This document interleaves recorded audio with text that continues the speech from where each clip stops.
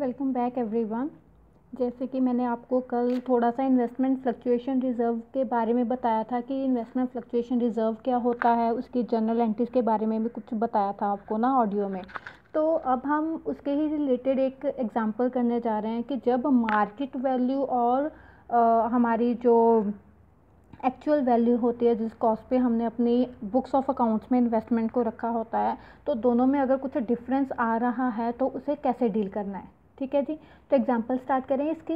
तो एग्जांपल है जी यहाँ पे A, B and C sharing profits and losses in the ratio 4:3:2. That means their old profit sharing ratio is 4:3:2 and they decide to share future profits and losses in the ratio 4:3:4. That means their new profit sharing ratio is 2:3:4 with effect from 1 अप्रैल 2019। ठीक है जी, 1 अप्रैल 2019 से उन्होंने सोचा कि हम अपनी नई profit sharing ratio क्या रखेंगे, 2:3:4 रखेंगे। ठीक है जी, अब हमें यहाँ पर बैलेंस शीट की एक एक्सट्रैक्ट दिया हुआ है जिस साइड में लाइबिलिटी साइड में दिया हुआ है कि हमारे पास इन्वेस्टमेंट फ्लक्चुएशन रिजर्व कितना है, 18,000 का है और हमारी इन्वेस्टमेंट्स वैसे चाहे इन्वेस्टमेंट्स हमारी एसेट्स होती हैं, ये हमेशा याद रखना है। ठीक है जी, इन्वेस्टमेंट्स हमारी कितनी है इस टाइम, उनकी एक्चुअल का बुक वैल्यू एट कॉस्ट का मतलब होता है बुक वैल्यू। आपने जब एंट्रीज देखी होंगी वहाँ पर आपने बुक वैल्यू और मार्केट वैल्यू का कंपैरिजन किया, तो दैट मीन अगर एट कॉस्ट लिखा हुआ और एसेट साइड में लिखा हुआ दैट मीन वो उसकी बुक वैल्यू है। ठीक है जी, तो बुक वैल्यू कितनी है उसकी, 2 लाख है। अब आपने केसेस क्या सॉल्व करने हैं। सबसे पहला केस था कि अगर आपको इसके रिलेटेड कोई भी इन्फॉर्मेशन नहीं दी हुई कि मार्केट वैल्यू कितनी है, बुक वैल्यू कितनी है, अगर कोई इन्फॉर्मेशन ना दी हुई हो तो हम क्या करते हैं, जितना भी फ्लक्चुएशन रिजर्व है उसे सारे को हम क्या कर देते हैं, डिवाइड कर देते हैं पार्टनर्स को इन ओल्ड प्रॉफिट शेयरिंग रेशो। ठीक है जी, दूसरा है कि हम इसकी जो बुक वैल्यू है वो 2 लाख है और इसकी मार्केट वैल्यू भी 2 लाख है। अगर ये दोनों केस दोनों इक्वल आ जाएं तब भी हम क्या करेंगे, ये जो इन्वेस्टमेंट फ्लक्चुएशन रिजर्व है पूरा का पूरा हम पार्टनर्स को डिवाइड कर देंगे। थर्ड है कि मार्केट वैल्यू, अब यहाँ पर देखो मार्केट वैल्यू, अब ये देखो बुक वैल्यू है 2 लाख और मार्केट वैल्यू आ गई 1,91,000, डिक्रीज हो गया ना। वैसे तो हमारी बुक वैल्यू 2 लाख होनी चाहिए लेकिन यहाँ पर हमारी 1,91,000 आ गई। अब यहाँ पर क्या देखना है आपने, देखो दोनों में से डिफरेंस कितना है, 2 लाख माइनस 1,91,000 कितना आया यहाँ पे, 9,000 आया ना। अब 9,000 का ये लॉस जो है वो हम रिजर्व में से कर सकते हैं, डील कर सकते हैं ना। फिर भी हमारे पास 18,000 में से माइनस करके 9,000 हमारे पास 9,000 का फिर भी रिजर्व बच जाएगा। तो जो 9,000 का अब रिजर्व यहाँ पर बच जाएगा वो अब क्या करेंगे, हम पार्टनर्स को डिवाइड कर देंगे। ठीक है जी, नेक्स्ट मार्केट वैल्यू अब ज़्यादा है बुक वैल्यू से। बुक वैल्यू हमारी इन्वेस्टमेंट्स की 2 लाख है लेकिन मार्केट में उसकी वैल्यू अभी 2,18,000। डैट मीन्स यहाँ पर 18,000 का हमें क्या हो रहा है, बेनिफिट हो रहा है। हमने कोई भी अपना इन्वेस्टमेंट फ्लक्चुएशन रिजर्व जो है वो यूज़ नहीं किया हुआ। अगर रिजर्व को हमने यूज़ नहीं किया तो दैट मीन्स ये पूरा का पूरा जो रिजर्व है वो पार्टनर्स को डिवाइड हो जाएगा। सेकेंडली इसकी 3 एंट्रीज थी, है ना, कि मार्केट वैल्यू का अगर इंक्रीज़ हो रही है तो उसकी 3 एंट्रीज थी। पहला कि जो रिजर्व है वो डिस्ट्रीब्यूट हो जाएगा सारे पार्टनर्स में। सेकेंडली फिर वो हम रीवैल्यूएशन में डाल देंगे और फिर रीवैल्यूएशन का प्रॉफिट जो है वो डिस्ट्रीब्यूट कर देंगे। ठीक है जी, लास्ट केस है कि मार्केट वैल्यू यहाँ पर भी डिक्रीज है। देखो थर्ड केस भी यही था कि मार्केट वैल्यू डिक्रीज है बुक वैल्यू से, फिफ्थ केस में भी वही है, बट थोड़ा सा डिफरेंस है यहाँ पे। क्या डिफरेंस है कि यहाँ से 2 लाख से 1,73,000 हो रहा है, तो दैट मीन 2 लाख माइनस 1,73,000, यहाँ पर हमारा डिफरेंस आ रहा है 27,000 का। बट हमारे पास रिजर्व तो सिर्फ 18,000 का था, रिजर्व हमने सिर्फ 18,000 का रखा था लेकिन हमारे पास लॉस कितना आ गया यहाँ पर 27,000 का। तो इन दोनों का माइनस हमारा कहाँ पर जाएगा, इन रीवैल्यूएशन अकाउंट, जो हमारा आ जाएगा लॉस की सिचुएशन में और रीवैल्यूएशन का लॉस डिकेट कर देगा। ठीक है जी, तो हम इसके रिलेटेड अब जो भी इसकी एंट्रीज है वो डालते हैं, फिर आपको ज़्यादा क्लैरिफाई हो जाएगा कि आपने कैसे सॉल्व करना है इसे। So it is journal, date, particulars, ledger folio, debit amount and credit amount. Clear ji. अब देखिए सबसे पहला case, if there is no information, कोई इन्फॉर्मेशन नहीं है तो पूरा का पूरा जो है वो उसे डिस्ट्रीब्यूट कर दो। केस 1, तो एंट्री क्या आ जाएगी इसकी, इन्वेस्टमेंट फ्लक्चुएशन, मैं पूरा नहीं लिख रही यहाँ पर, investment fluctuation reserve account debit to partners कौन है, A B and C, to A's capital account, to B's capital account, to C's capital account.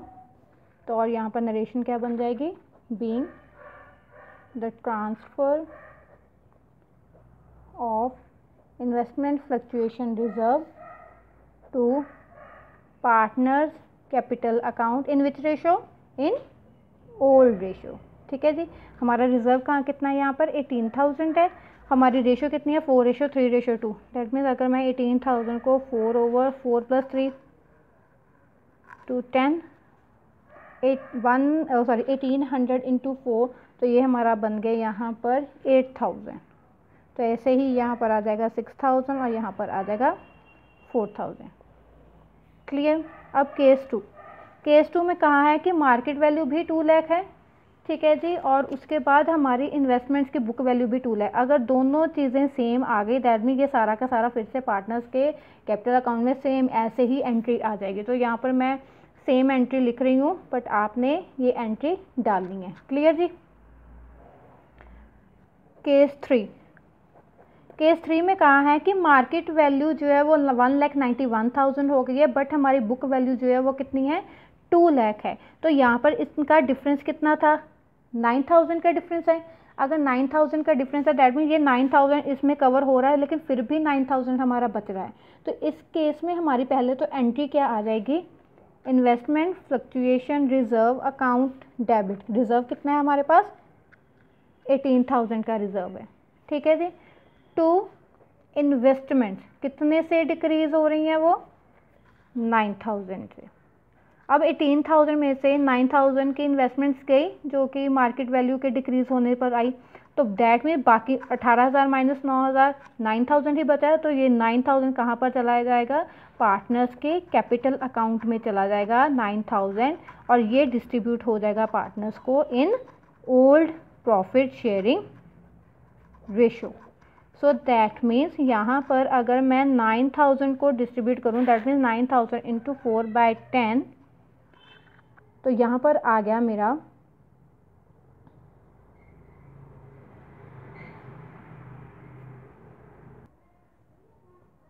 Sorry यहाँ पर 4/10 9 आएगा, 9 1 तो सॉरी यहाँ पर भी 9 था, तो ये आ गया 4,000, ये आ गया हमारा 4,000, 9,000 डिस्ट्रीब्यूट करके 4,000, यहाँ पर आ जाएगा 3,000 और यहाँ पर आ जाएगा 2,000 और इसकी नरेशन क्या बन जाएगी, being transfer of excess investment fluctuation reserve to partners capital account in old ratio.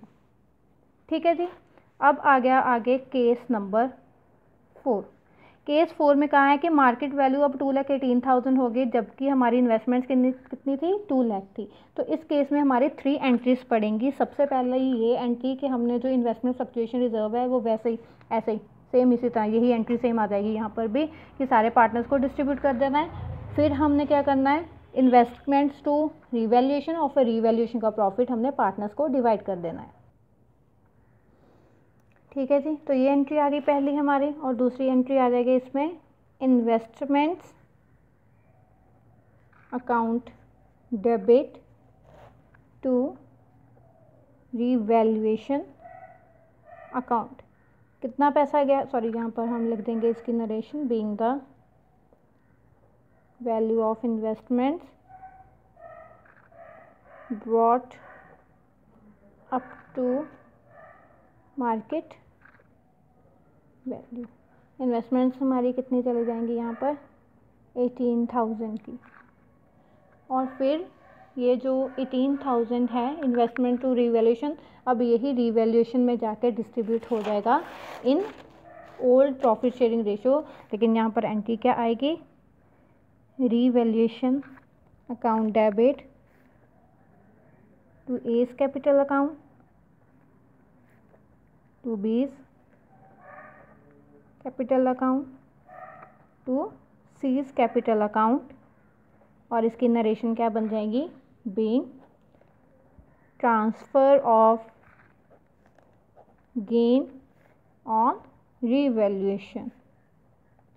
कितनी वैल्यू थी रीवैल्यूएशन में? 18,000, और इसी 18,000 को फिर से ओल्ड रेशो में अगर डिस्ट्रीब्यूट करोगे तो आंसर फिर से सेम 8,000, 6,000 एंड 4,000। ठीक है जी। लास्ट केस है केस नंबर 5। केस नंबर 5 में उन्होंने कहा था कि हमारी मार्केट वैल्यू अब 1,73,000 है, हमारी इन्वेस्टमेंट्स की बुक वैल्यू है 2 लाख, 2 लाख से 1,73,000 की हो गई। कैलकुलेशन देखो अब यहाँ पे 2 लाख हमारे पास थी बुक वैल्यू, 2 लाख से 1,73,000, 1,73,000 हो गई आपकी मार्केट वैल्यू। इन दोनों का डिक्रीज़ अगर देखा गया तो हमारे पास लॉस आया 27,000 का, बट हमारे पास रिज़र्व कितना है? सिर्फ 18,000 का। इन दोनों को माइनस किया तो हमारा आंसर कितना आया यहाँ पे? 9,000। तो दैट मीन्स ये 9,000 हमारा कहाँ पर जाएगा? रीवैल्यूएशन अकाउंट में जाएगा। तो दैट मीन्स इसकी एंट्री की क्या आ जाएगी? Investment fluctuation reserve account debit revaluation account to investments. जैसे आपने वर्कमैन कंपनसेशन अकाउंट में नहीं किया था, वैसे ही सेम है, इसकी भी यही एंट्री आएगी, being the fall in value of investments.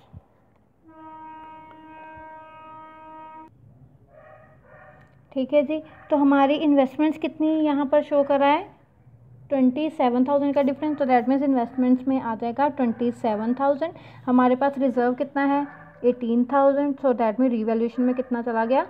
9,000। अब ये 9,000 रिवैल्यूएशन को लॉस हम कर देंगे पार्टनर्स के अकाउंट में distribute. That means A's capital account, B's capital account, C's capital account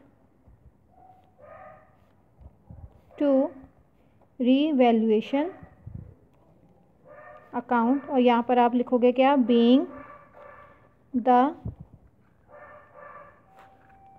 transfer of loss on revaluation. कितना लॉस आया आपका? 9,000 का।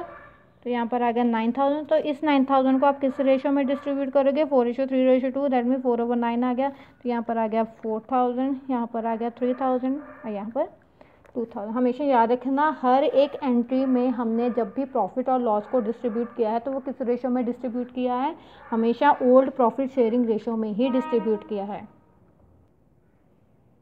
और एक और बात जो हमेशा याद रखनी है जब भी इन्वेस्टमेंट फ्लक्चुएशन रिजर्व का क्वेश्चन करोगे, कि आपने बुक वैल्यू और मार्केट वैल्यू को पहले कंपेयर करना है और उसका कंपैरिजन बाद में करना है आपने रिजर्व से। अगर तो वो जो लॉस है वो अगर रिजर्व में ही कंप्लीट हो रहा है तो वेल एंड गुड, अगर नहीं हो रहा तो दैट मीन यहाँ पर उसे रीवैल्यूएशन के केस में यहाँ पर लॉस हो रहा है, दैट मीन रीवैल्यूएशन अकाउंट को आपने क्या करना है? डेबिट करना है। क्यों? क्योंकि आपके पास उतना रिजर्व था ही नहीं जितनी की उसकी वैल्यू फॉल चली गई, जितना आपको लॉस हो रहा है। ठीक है जी। तो हमेशा जैसे कि ये थर्ड केस में क्या था? थर्ड केस में आपके पास जब आपकी मार्केट वैल्यू डिक्रीज़ हुई तो तब वहाँ पर उसका जो डिक्रीज़ था वो रिज़र्व से कम था। रिज़र्व आपके पास 18,000 का था और आपका जो रिड्यूस था वो सिर्फ 9,000 से हुआ, तो फिर भी आपके पास 9,000 रुपीज़ पड़े हुए थे। ठीक है जी। लेकिन इस केस में जो हमने नेक्स्ट केस किया, यहाँ पर क्या था कि उसका जो लॉस है, जो उसकी रिडक्शन इन वैल्यू है वो 18,000 से भी कम ज़्यादा जा रही थी। मतलब 18,000 आपके पास रिजर्व है, उससे ज़्यादा जा रहा है 27,000। दैट में जो ऊपर का जो पैसा है, जो जितनी उसका रिडक्शन हो गया है वो हमने रीवैल्यूएशन में डाल देना है और रीवैल्यूएशन का बाद में लॉस जो है वो पार्टनर्स को डिस्ट्रीब्यूट कर देना है। क्लियर?